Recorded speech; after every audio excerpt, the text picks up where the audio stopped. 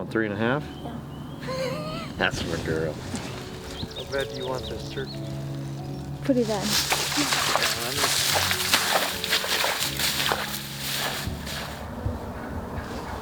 She's close. Wait till you see his head.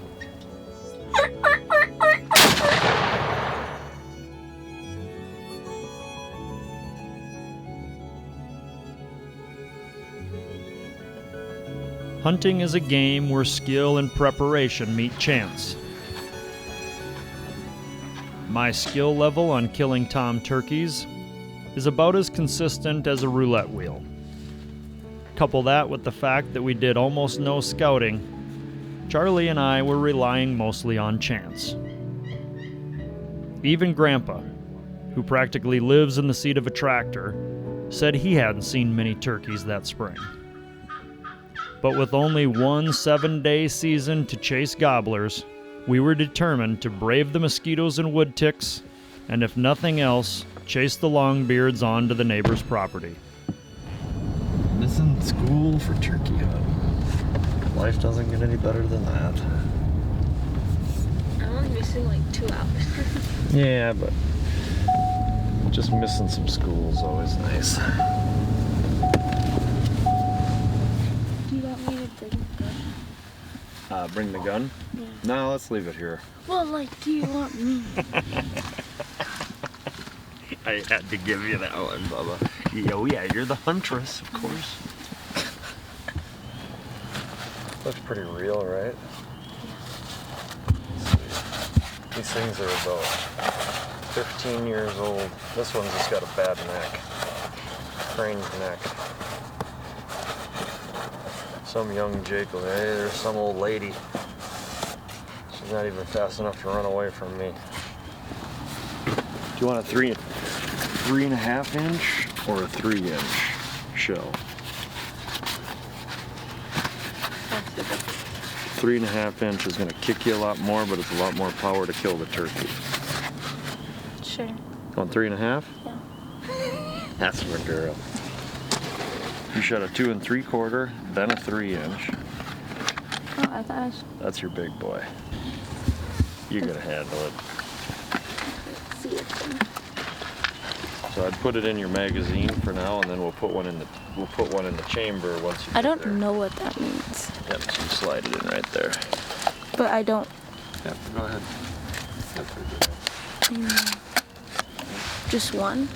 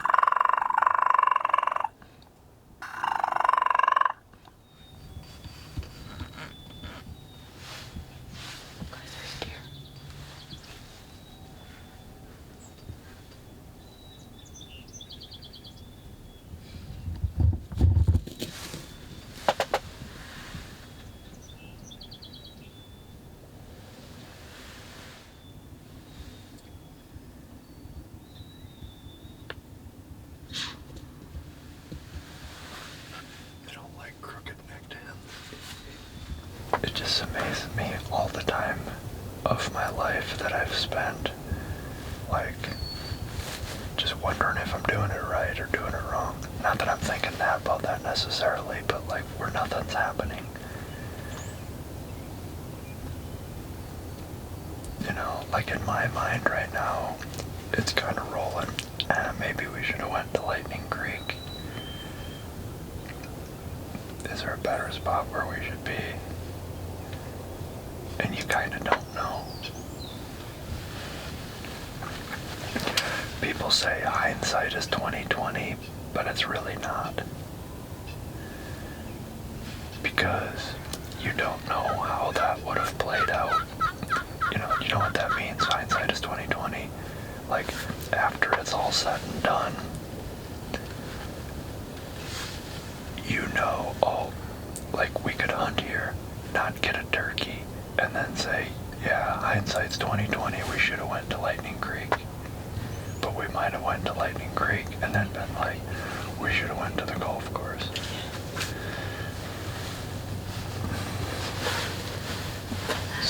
Last year we put in a lot of time. What you guys did to like look for turkeys. Yeah. This time we kind of just winged it. Yeah.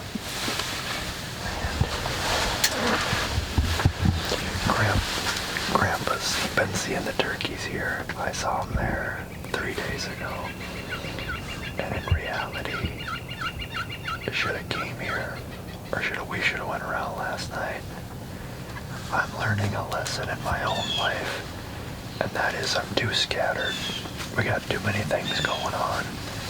We didn't really do much planning. We were kind of just winging it, kind of just picking spots that we would thought where like turkeys would be. I definitely learned that the more time that you dedicate yourself to like to do something, it makes it way easier, and you just have a plan, and that plan normally works out good. But if you don't really have a plan, it can go well, but it's not gonna be as consistent. So I definitely realized that if we do more planning work, that it would have been way more easier, but you know, it just didn't work out as well. You get out of something what you put into it, and right now I'm trying to do too many things. And next year when we have turkey season, I'm gonna purposely not do other stuff and just focus on that week of turkey hunting. You know what I mean? Yeah. You're gonna be dead on Instagram.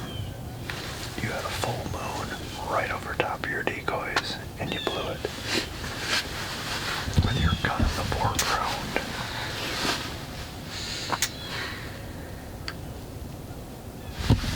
You're never gonna make it in this business, kid.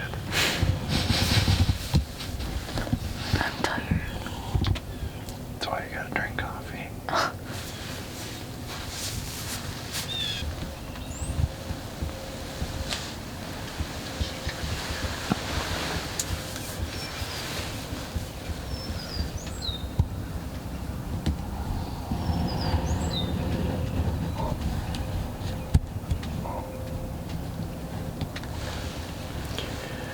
Guess you don't want to play. So I'm speaking at Charli's youth group tonight. I think I'm gonna speak about timing and how in nature there's a timing to everything. And how like we try to cram things in and make things happen. You know, like you go to school and everything's set and regimented. Like that's what's cool about hunting is like you've got to get out of your head and you've got to settle, and then you got to get into nature's timing. And we're believing that we're gonna, like a turkey's gonna come in or might come in. We've got these scenarios in our mind based off of other people's experiences and based off of, you know, our hunting experiences. But it's never quite the way we think it really is. Like once in a while, like I have a couple scenarios that I have imagined in my mind, like it's gonna work out. Like if a Tom comes in, he's gonna come from here or there. But when it actually happens, it won't be when, probably won't be when I would imagine, or any of us, and he won't come in where, you know. And that's kind of like trusting the Lord in our lives. It's never going to happen the way we imagine it will. But we can't force it. We've got to, the Bible says we have to walk by faith, not by sight. So just because we're not seeing anything, we're not hearing anything, it doesn't mean that we just give up. It's like, no, you just stay faithful and dutiful and keep trying. And in that struggle, in the hunting, you're going to learn a little bit more, something that you didn't know before. How do you even grab these?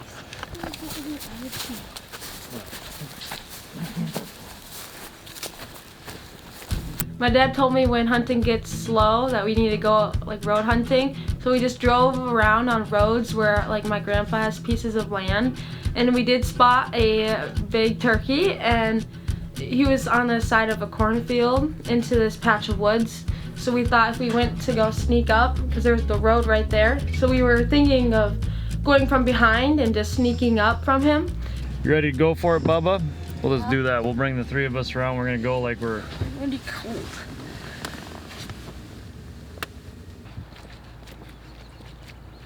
turkeys right by the road in the field by Daryl's place.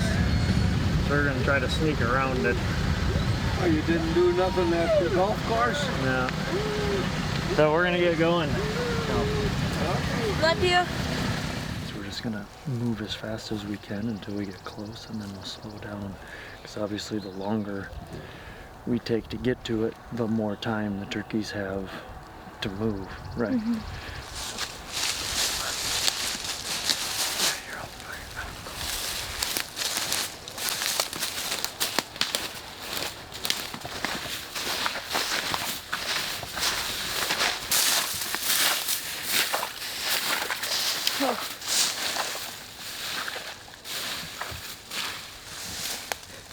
How bad do you want this turkey?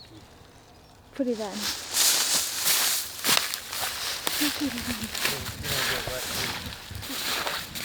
Scared of that?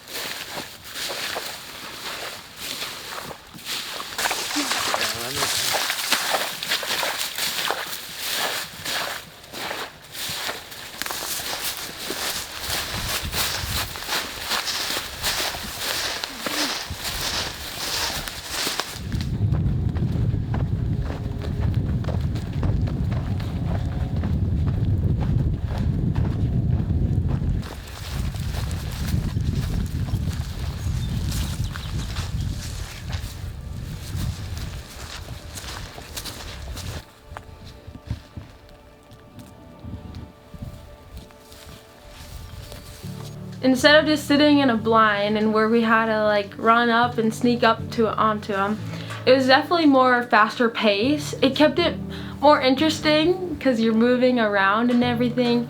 I did feel like almost like I wasn't ready because it was hard to get like steady, and my feet were numb. I was cold, so I basically was just leaning up against my dad's back as like a rest so I could stay still. But it was definitely more challenging and not as easy, and it for sure like gets you prepared for more difficult hunts. Like you're never just gonna be just like steady and know exactly what's gonna happen. It was definitely more difficult than just sitting in a blind seeing the turkey just in the tree, so it made the experience more difficult.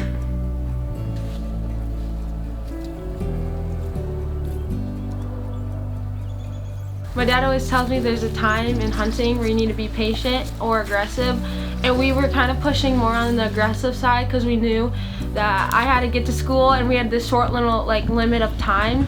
So it did like make it more stressful, and we were not as prepared. So we knew that we had to just kind of just go off with it and just see what happens because we have nothing to lose at this point. Yeah, she probably went across the road and all the vehicles going across, and then he just followed. So, like, one of the things that we're learning, hunting by yourself is different than hunting with two people, and then hunting with two people is different than hunting with a camera, but it just is. So yeah, if you were all by yourself and you really wanted to like kill the bird, that'd be a good spot to just go set you know, and just wait, and they might move right past you. And then with us trying to get you to school, we were kind of being aggressive, but yeah, I figured they would go out that way or go right across the road. Mm-hmm.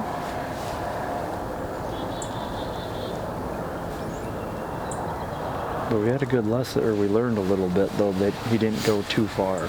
No. Well, it was fun giving it a whirl.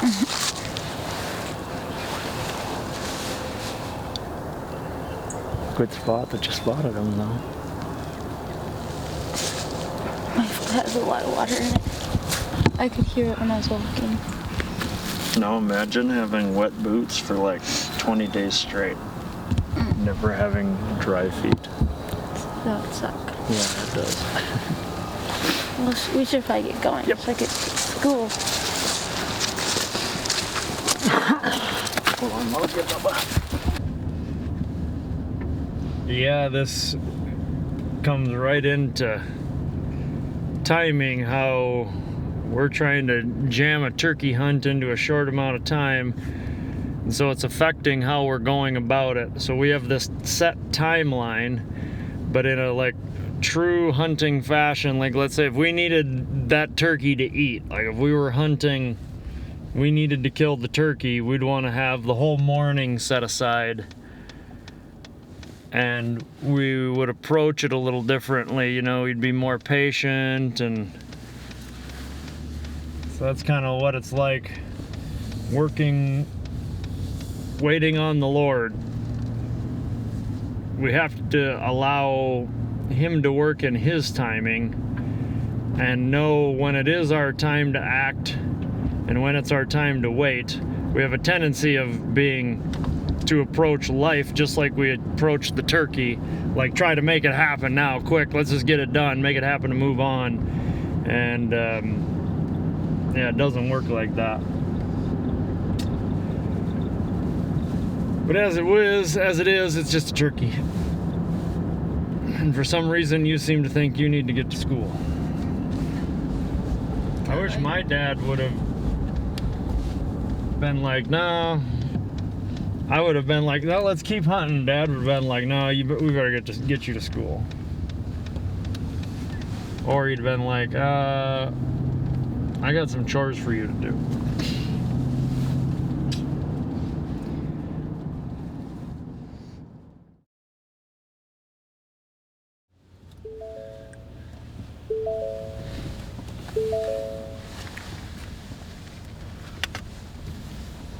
I think we'll probably just go to the blind to start. I wonder if hopefully they're flying down there and then they're moseying over right by the house. But I guess they've been like 4 toms, sounds like no hens. Mom said they're huge. She goes, I don't even think they're puffed out, but they're just big and they're dark.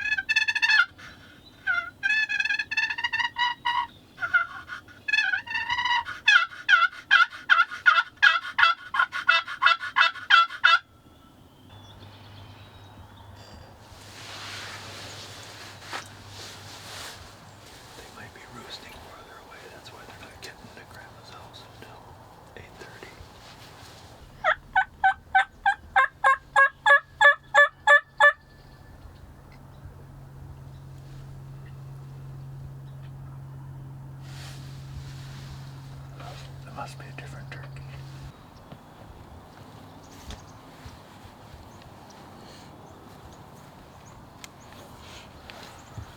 My grandma had called me and my dad telling us that there's multiple turkeys right in her backyard. And so we went over there, set up a ground blind real quick, and got all set up.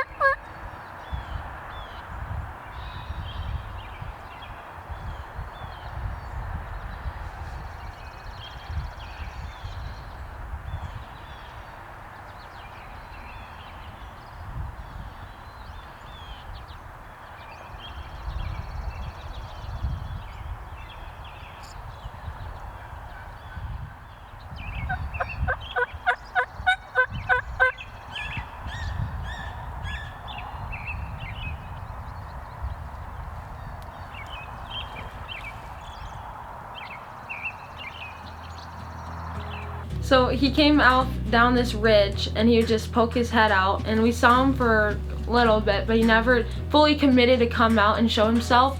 So I never did get the opportunity to have like a good shot at him. And I believe that's because our cricket neck hen decoy, it's the worst one I've ever seen, so he probably knew like it was not a real hen. After he left, we picked up our stuff and ran across my grandma's yard, and we set up and we went into a blind that we already had sitting on the other side of the ridge, waiting there hopefully to see him come by. He's right in the same spot, I think. But he's got hens with him, so he's just staying in there. They don't want to come out. So yeah, I'm not gonna make a peep. Because I called a lot louder.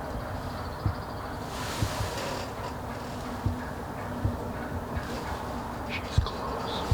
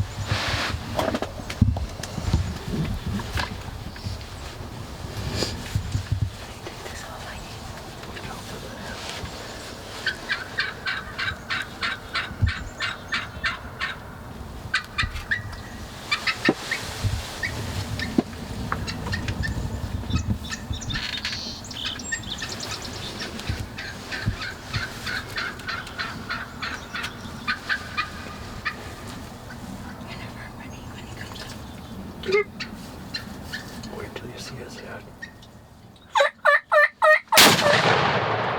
Dang it. Yeah. I missed it. I think you might even hit him.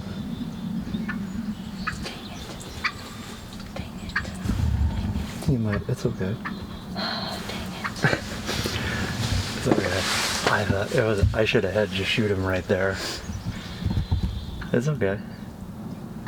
It's okay. It's okay. Yeah. We're hunting in a hurry. And that's never good. We're trying to do it before school. Yeah, I should have had you shoot him there because I thought he'd come right out. Yeah. It's okay.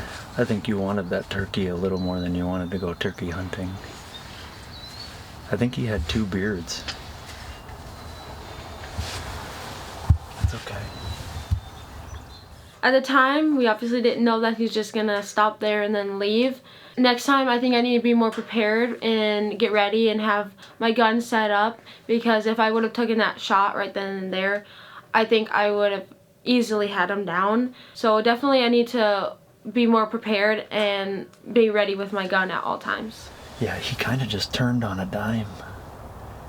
I think I learned something about that. Why do you think he stopped right there? It was like he didn't want to get into the open. But I thought he would just follow right out. He'd see these other decoys.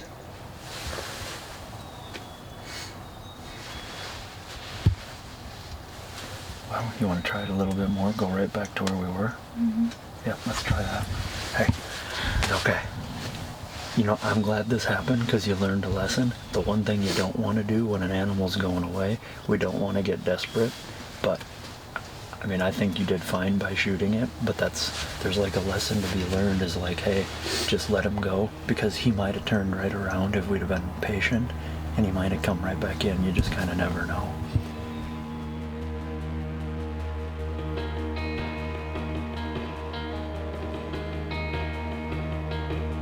I think I definitely grew more into knowing how to like load my gun and unload it, and just like kind of understanding the preparation of it and how the animals work better and what to like think of while you're shooting. And I think that's where I for sure like grew in these past couple years of just hunting.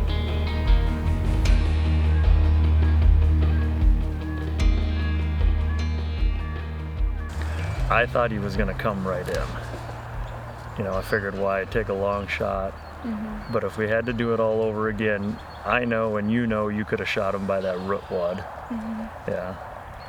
And I've always had an adage that like, when you know you can, don't wait for the perfect shot, just wait for the shot where you know you can kill the animal. But that was still probably 30, 35 yards of the root wad, a little bit far, but and I'll be honest, I was kind of like hoping for the video because he was following her and she was coming right in. And I don't have a lot of experience. I probably shot maybe 5 turkeys. But what I've seen is when they come, they're usually coming. I'm sure they do it a fair bit. The way he stopped on the edge, I've seen him do that, but with the hen coming out, I thought he would just follow the hen. Mm-hmm. But I would say your instincts were right when you kind of saw him. You kind of knew he was turning to leave, didn't you? At first I thought he might just turn and strut right in front of us. But then when he started heading back the way he came, because there was another tom gobbling back there, I think he was going back to that tom. The good news is it was a turkey.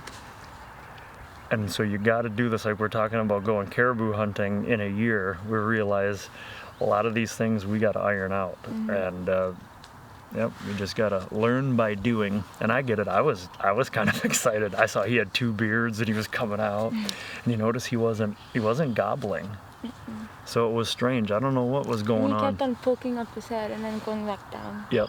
It's like he was wanting to show. I don't know if he was wanting to like look or if he was just trying to show his head.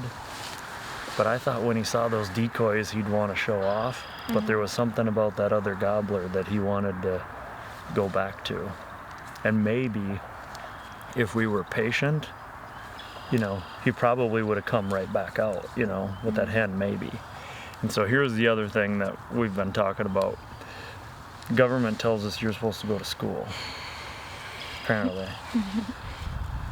I'm not one to listen to the government very much, but yeah, so we're kind of in a hurry trying to get this done fast, and that is one thing in life. If you try to do too much in a little bit amount of time, you kind of don't do anything right, but just is what it is. It was fun. We learned a lot. Yeah. I thought that was pretty cool how just going in a little different location brought the turkeys out. Like that other hen didn't want to come to us, but that one came right to us. It was the hen that drew the tom out. Ah, well, that was fun. And there's a couple other turkeys. Can't get it right every time. So if we had to do it all over again, Shot it by It's- that stump. yep, Kind of. yep, that would have probably been the place when you got a nice extended, because that was right in the wheelhouse, 30, 35 yards. Yeah. So we learned a lesson there. When you get an animal and he's coming in, you think you're going to get a better shot. There's a fine line, and every hunter makes that mistake at some point. Some people, they'll shoot when he's just a little too far, or they'll miss. They're like, why didn't I wait for him to come in closer? And then some people are waiting for him to come in close, and then they stop, they turn and leave, and they never get the opportunity. Every hunter does that, and you'll never get it exactly right. Every scenario is a little different, so you're learning on your own instinct here. You're learning and growing. Part of the process, kid. I need to go.